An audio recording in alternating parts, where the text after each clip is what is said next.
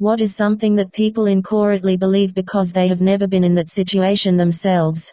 The Zen Penguin says I'd do well in a fight, or even I know how I'd react in a fight. If you get involved in combat sports, you realize pretty quickly how many people out there are practicing how to fight multiple times a week. Saying you would do well in something you've never done, especially like fighting, is like saying I've never played rugby but I bet I'd do pretty well in a match. Not a ghost probably says that psych hospitals are nightmarish hellholes filled with nothing but raving, violent lunatics or people drooling and shuffling around. For the most part, they're pretty boring. You stay in a room and read, go watch TV, eat meals, and talk to your psychiatrist once a day. Sometimes there are groups, sometimes there are programs throughout the day. Also, people are medicated. I can count on one hand the number of times people were even remotely violent, and even then, it was always because the people found out they weren't ready to be released, had a bad session with their psychiatrist, had a family member not show up for visitation, etc., and they were pissed off in general. Usidor says I have dwarfism, and so many people seem to think it's a great laugh for me to play on all the dwarf tropes, like growing a beard and basically acting like a caricature of a fantasy dwarf. It's because it's a prospect they've just thought about for probably 10 seconds. I've lived this life for 25 years. That shit got old over a decade ago. No, you are not going to make my day by likening me to Tyrion Lannister or Gimli, because it didn't for the previous 2,000 times people did it, if you quote the "wear it like armor" line to me, so help me God. It is so much more meaningful to me when people try to relate to me on an individual level. Homeless Man Pyjamas says suicidal thoughts. People who have never been on that dark and lonely, depressing, self-loathing edge of emptiness will never really know what it's like, no matter how many documentaries, YouTube videos or Netflix adaptations they watch. The Unknown 285 says people who have never suffered from depression and anxiety don't realize that it can just stop suddenly. And people who have never been poor judge poor people as lazy or stupid, not realizing how much things like bad luck, physical and mental illness, lack of opportunity, predatory lending, etc. play a role. Jason Andrew says I could never kill anybody, and I could kill somebody you don't know until you've been there. SG 7791 says homelessness. When many people use the word homeless, they are referring to dirty people who live on the street. But homelessness can look a lot of different ways. The people who live on the street are rock bottom, usually because of mental illness or drug addiction. They don't have a physical place to live, no shelter, no consistent source of food, no access to medical or mental health care. On top of all that, their first priority is still satisfying their addiction, because that's how addictions work. If they had children, they have usually been taken away. It's the worst way of living, and yet, people in this position are often used as a punk line. Another group of homeless people are those who have found themselves in a difficult financial situation and have lost their home as a result. This could be because of loss of employment, unmanageable debt, exorbitant medical costs, or incarceration of a family member, among many other reasons. These are the people who most rely on safety nets, such as shelters and food banks, as they attempt to regain control of their lives. Many of them work and most of their children attend school every day. They are often unfairly characterized as lazy, worthless, or dangerous. There is a prevailing opinion among upper classes that people in these situations deserve what has happened to them. But upon examination, it's clear that if homelessness could be fixed by being less lazy, getting a real job, or learning how to manage their money better, they would have done that already. It's a vicious cycle that is nearly impossible to climb out of, with often inescapable generational effects. Lotusetsk says people tell me often that I should make up and forgive my family because we're family and family is everything, when my family is abusive and toxic. Throw_this_away_4_me says people who have never been in an abusive relationship do not understand just how difficult and terrifying it is to get out of that situation. Wagthakat says ending life support for a parent. It was, by far, one of the easiest decisions my wife and I ever made. For both parents, when someone you love is suffering, with no hope of recovery, It is the kindest thing you can do. You repay them for all of their love over the years and offer them relief. We are not religious people, so don't believe in a heaven or hell. And it is hard to say goodbye, but the actual decision was so obvious and came very easy. Neither of us ever imagined it would turn out like that. We always figured it would be the most agonizing moment we might ever face. Liquid Socrates says a lot of folks think it's easy to land a decent job. I know a fellow who rails on lazy millennials and college graduates who can't find decent work. He says the oil and gas fields out west pay 00k a year with no experience, and why doesn't everyone just do that? We live thousands of miles away from that scene, and moving and finding suitable lodging ain't cheap. Just because some rich guy on talk radio with a bully pulpit says it's true, then it must be true. This guy worked one place for 30 years with zero advancement and was broke the whole time. Now he feels qualified to opine on the state of employment in America. Our nation is full of know-it-alls who don't know shit. Intomophile says if I were sexually assaulted, I'd punch them, scream, bite their dick off. Number. You have no idea what you do until it happens to you. People incorrectly think that you have a fight or flight reflex. And that's true. But the third one is freeze. You just become paralyzed. Very few victims of sexual assault fight back because you panic and freeze like a deer in headlights. People not knowing this is the hardest thing to deal with as a survivor. I've had lots of people ask why I did fight back and assume that I must have wanted it because I didn't scream and yell. Honestly, I was trying to get out of that situation in one piece and not get myself killed. Namaste Fly says self-defense seminars. 4 out of 5 times, the techniques are trash when done on someone who really wants to hurt you. Anxiety Life Force says that OCD just means that you have to have everything organized all the time.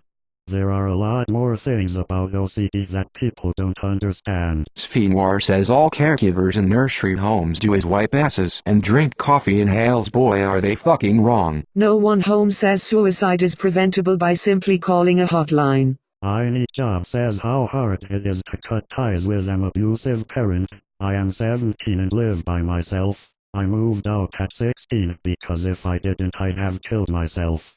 My mom is abusive and I think she believes this can do no wrong and is a great parent. Despite moving out and doing my best to live by myself and cut ties, I still love her and I don't want to lose her in spite of everything she has said and done. It is not as simple as everyone believes. I wish it was, but I am happy living by myself in Scotland. I hope I can get a job and eventually heal properly. Ape Masterpiece says that there is any glory in war. If you are in any sort of combat role, the only good thing that comes out of it is lump sum in the bank. Yoinky 2013 says any life or death situation really. People watch videos of people acting stupid in these situations and always talk shit. Reality is, your body and mind is being pumped with a shit ton of chemicals when you are in a fight or flight situation, and you have to make split-second decisions. Weird shit happens and sometimes you act dumb or make stupid decisions. Back to Box says contrary to popular belief and how it's often portrayed in media, people well into their 70s and 80s still enjoy active sex lives, although TV and movies often depict older people as having no sex drives. More than 50% of men and over 30% of women older than 70 years old are still sexually active. Of these active older adults, 1/3 of them admit to having frequent sex, defined as at least twice a month.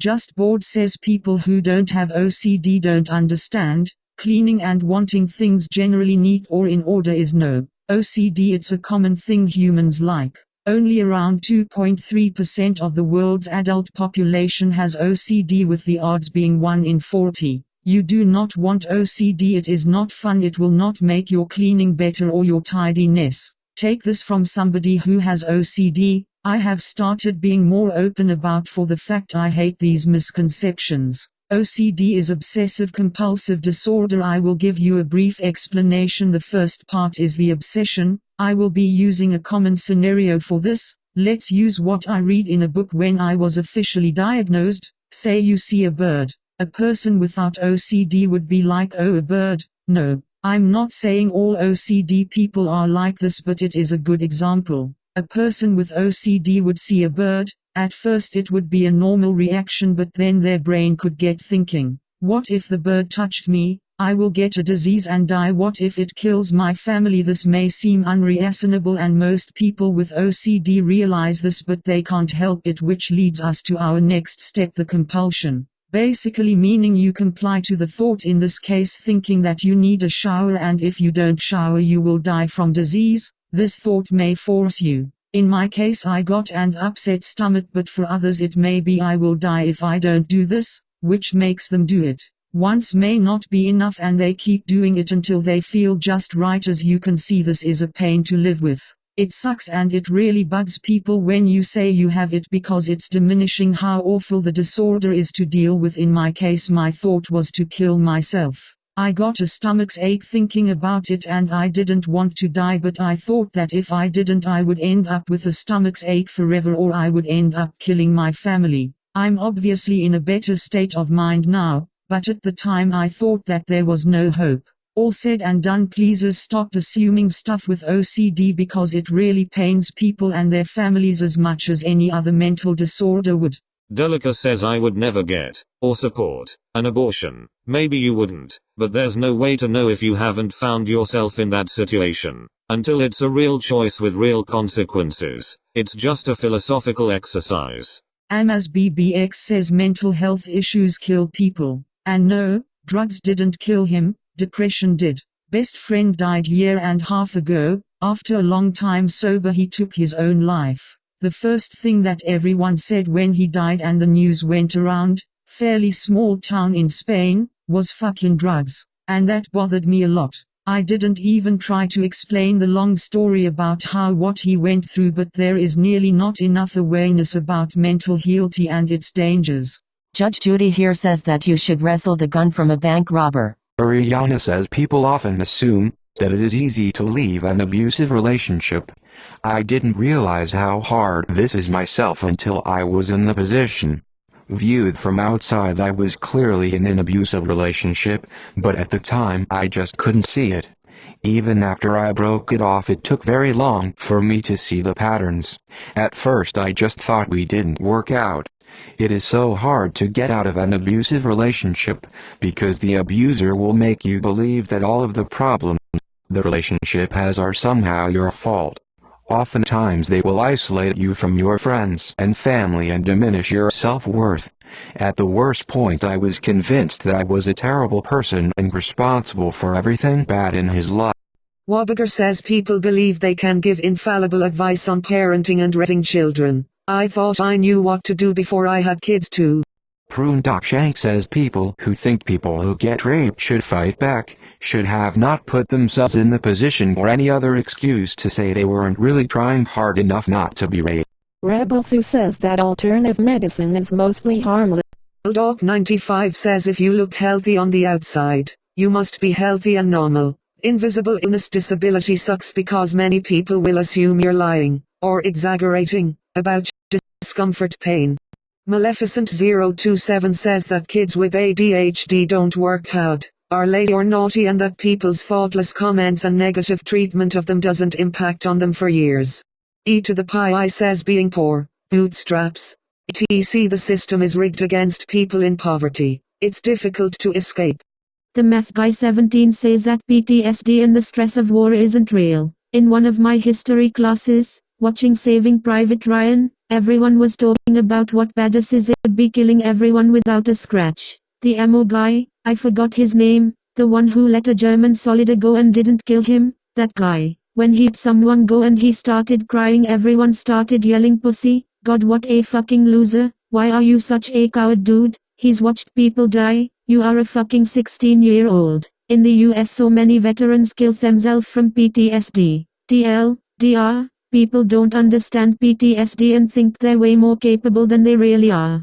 Degra Sibabetchik says that you can get over having grown up with a drug-addicted parent if you don't do drugs yourself. My mom overdosed. She lived when I was 14. I am 30 now. I have never done drugs. Just weed for a few months sometimes, but stopped for good after a panic attack from an edible sent me to the hospital. Rarely drink and avoid medications as much as possible, since my mom overdosed on legal drugs. People say how since my mom's incident was so long ago, it doesn't matter and I beat the statistics by not doing drugs, but I am biologically prone to addiction because of my mom. When I turned 21, my dad did not wish me a happy birthday. The first words he said were, "Don't turn out like your mother." I had one drink on my 21st birthday. I barely touch booze, and have only had 2 drinks in the past month since I started Wellbutrin, which annoys my boyfriend because he drinks quite a bit. I have an addictive personality. I get into one subject and that becomes my thing. When I was prescribed Vicodin for my wisdom teeth extraction, my dad only gave me half of each pill. It's not like I could have gone out to get more. I can't hook that up. I was given a 7-day supply of Valium when I suffered a back spasm that paralyzed me for 3 days. My dad didn't say feel better. He said, "Didn't end up like your mom." So it was written on the bottle in all caps that I was not to get more than a week's supply. Even my Wellbutrin is the only prescribed medicine I take. I have to watch out for addictive substances. It may have been a long time since my mom overdosed, but it still affects me. Even if I didn't become an addict myself, I refuse to have biological children. Even adoption is not a saving grace since addictive tendencies can still be passed down without a biological connection. Titotha J13 says being lethargic does not mean I am lazy. So many people, when person A doesn't do something that's easy for person B to do, just assume that it must be because person A is lazy. What they don't understand is that, if person A has depression, they literally don't have the energy to do the thing. It's not a matter of a lack of motivation, it's a lack of energy. I came up with a really good comparison once. Imagine having a phone, and plugging it in every night before you go to bed. Everyone knows that odd occasion where, for some reason, the charger doesn't work that night. It's perfectly fine and back to working condition the next night. But for that day you just have to operate your phone on 20%, or charge it somewhere else if you're lucky. Now relate that to people. Everybody else's charger is working. Everybody else is waking up at 100%. People with depression constantly have a broken charger. We are constantly waking up on 20%. We have to do all the things everyone else does, but we start out with far less energy. So please be understanding if someone can't do something because they are tired. They wish they could do it, but they don't have the resources to do it. Snakia Huckster says getting caught in an OCD thought loop. Yes, I locked the doors. Yes, I locked the windows. Yes, the stove is off. Wait, did I lock the doors? It mentally and physically exhausting. No, I can't just stop. I have to complete the cycle until I'm done. It may take 5 minutes. It may take 20. I may start crying out of frustration. It has to run its course. Amstrov says being bi-gay, people tend to think it's a choice rather than an unalterable trait. That's why it is important for LGBT plus people that people acknowledge the fact that sexual minorities are born the way they are. We're not talking about tolerance here, that is the next step, but we're talking about believing in their existence. The good Judge Holden says I'm not gonna kill myself. But if I started falling off a cliff, my car starts skidding into traffic, a person with a gun threatens to kill me, whatever, I wouldn't fight it at all. Yes, you very well fucking would. You have no idea how hard you'd fight to stay alive. QWERTY 24600 says the immigration process isn't so easy, it's so much more complicated than expected. My family and I came legally and it's been over 15 years and we're still waiting for our citizenship. It's so much more than you think, so before you ask why people came legally, think instead why they had to in the first place. True Deal says that people with the title of parent can do no wrong when it comes to their kids. Parents can be shitty, abusive, and ruin your life purposely. I grew up with narcissistic parents who enjoyed sabotaging my life, and my only choice was to cut them off. About 90% of people I discuss it with think I'm the bad guy. It's very difficult to explain to people that haven't dealt with that kind of upbringing that there is no sitting down and talking it out with them. It isn't a misunderstanding or miscommunication. They don't love me just because they are my parents. They aren't interested in what's best for me, and no, I wasn't a bad kid that deserved it. Nabman 11 says people who haven't gotten bushelled right for the finish line on lap 3 who say it's just a game. Ninjasin says insomnia. My SO never experienced it. When I can sleep at night, he's always like you just have to close your eyes. Hate it so much. Linux Forever _ Leo says that homosexuality is a lifestyle choice. NW Boomer says I see a lot of mistaken opinions about welfare and people receiving welfare and food stamp benefits. Having been a welfare and food stamp caseworker, most of their assumptions are stereotypical and wrong.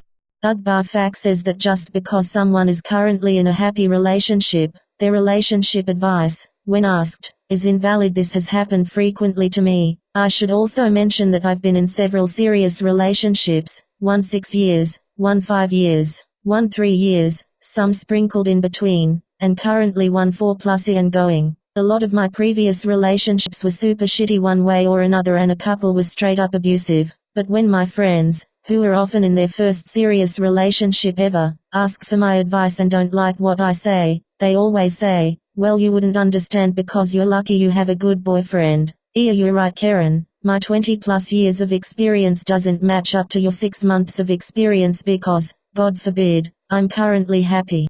Lolworm 9999 says people always believe that just because I have glasses I can't see whiteout. No, I see less details, especially far away, than with glasses, but if you are standing half a meter away and put 3 fingers up, I still see that you have 3 fingers up. Not everyone with glasses sees almost nothing. Scarlet Wolf says that if you attempt suicide and live, you learn your lesson. Me cousin attempted and luckily her rope snapped and her brother heard it. When I entered the hospital, she was admitted to psych. Her mother was screaming at her, "I'm glad you tried, now you know." She stormed out and I looked back to see N and she was sobbing. I stood by her side for 3 days trying to explain to her mother that she needs help, and just because she attempted doesn't mean she will not try again. It just means she will be in more pain until she is helped. My mom tried to make me go home as a psych ward is no place for a 13-year-old, but I stayed and listened to people screaming and bawling for my cousin. Next month it will be her 20th birthday and her 2nd anniversary of her attempted suicide. She met another guy with severe depression in there and they fell in love and helped each other out of depression. She doesn't believe in God, but I believe he had our back that day and snapped the roll himself. They wouldn't have met unless she attempted. I guess this kinda defeated the purpose, but the lesson still goes. Rugar with funny hat says most people generalize and marginalize when it's things which they are not in the receiving end of, and dramatically flip-flop on if a situation ever change. Account to answer says that nudism is a gross thing that only old men do. I was raised nudist since I was 12 and met a ton of other kids raised that way. Yeah, there are old people at resorts and stuff, but there are old people at like Disney World pools and stuff, and no one screams about that. It really isn't that gross or weird to be naked just walking around or enjoying a pool. When I've seen new people try it, they are kinda shy or weird about it at first, but after a bit they just realize it's fine and no one is looking at them or being creepy or sexual. Ick. Like even I was weird about it when I first started, but like I said, it felt natural pretty quick. I don't usually tell people ill about it because they either get weirded out by it or ask stuff like, "Do you fuck your mom?" An anonymous source says Sejans like people and that being friends with your Sejan will change your outcome for the better. Sejans actually do worse if they care about you. Just like you can't help but do your best when you play a video game, docs can't help but do their best when operating.